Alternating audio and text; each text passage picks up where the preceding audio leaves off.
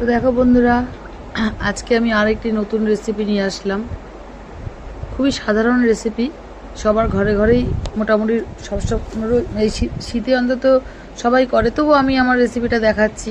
কাতলা মাছ ফুলকপি আলু দিয়ে ঝোল। তো দেখো, প্রথমে মাছটা আমি নুন হলুদ দিয়ে মেখে রেখেছি আর কড়াইতে তেল দিয়েছি। তেলটা গরম হতে হতে এদিকে মশলাটা আমি রেডি করছি। ধনের গুঁড়ো, জিরের গুঁড়ো, লঙ্কার গুঁড়ো, হলুদ, আর এটা আমি জল দিয়ে একটু ভিজিয়ে রাখবো। আর এটার মধ্যে একটু আদা আমি ঘষে নেব। আর তাতে দেখো কড়াইতে আমার তেলটা গরম হয়ে গেছে। মাছগুলো আমি দিয়ে দিচ্ছি। মাছগুলো সুন্দর করে ভেজে নেব। দেখো লাল করে এই মশলাটার মধ্যে যে আদাটা আমি ঘষে নিলাম। ঘষে নিয়ে একটুখানি ভিজিয়ে রাখতে হবে, কিছুক্ষণ ভিজালে মশলাটা একটু ভারী হয়, ভালো হয়। আর এদিকে কড়াইতে তেল দিয়ে কী করব, ফুলকপি আলুটা লাল করে আমি ভেজে নেব। সুন্দর করে ভেজে আমি তুলে নেব।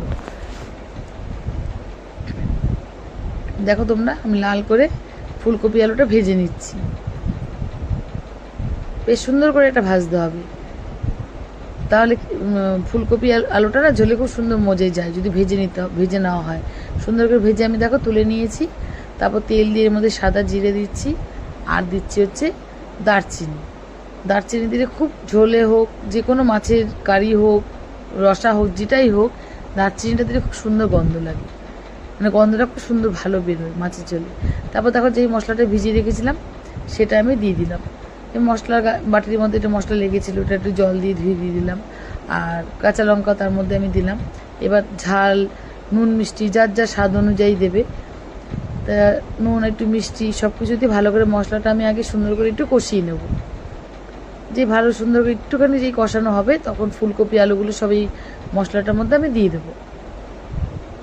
এবার দিয়ে সিম করে সুন্দর করে এই ফুলকপি আলুর মধ্যে মশলাটা সুন্দর করে কষাতে হবে, যেন মানে আলু ফুলকপি সবার মধ্যে যেন ওই মশলাটা খুব সুন্দরভাবে ঢুকে যায়। সেরকমভাবে সিম করে করে এই মশলাটা সুন্দর করে কষিয়ে নিতে হবে, ফুলকপি আলু ঢেকে ঢেকে।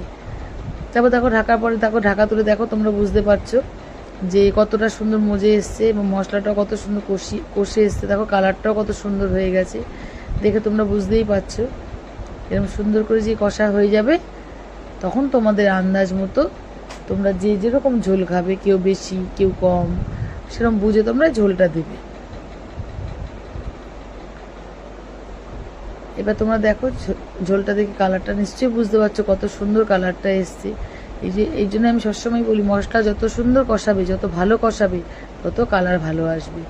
আর এই দেখো এবারে যেই ঝোলটা ফুটে উঠবে, তখন এই মাছগুলো আমি দিয়ে দেবো। এটা অতি সাধারণ রান্না, কিন্তু আমি বারবার বললাম অতি সাধারণ রান্না, সবাই ঘরে করে, কিন্তু তবু আমি আমার মতো যেরকম রান্না করি, আমি আমার রেসিপিটা তোমাদের সামনে তুলে ধরলাম। তারপর লাস্টে নামানোর আগে একটু শাহি গরম মশলা ছিটিয়ে সুন্দর করে নেড়েচেড়ে এবার তুমি পাত্রে সার্ভ করো। তো সাধারণ হোক আর যাই হোক, এই ফুলকপি আলু দিয়ে এই কাতলা মাছের রসা কিন্তু খুব সুন্দর লাগে খেতে গরম ভাতে। তো আমার এই রান্না কেমন লাগলো তোমরা অবশ্যই লাইক কমেন্ট একটু জানিও।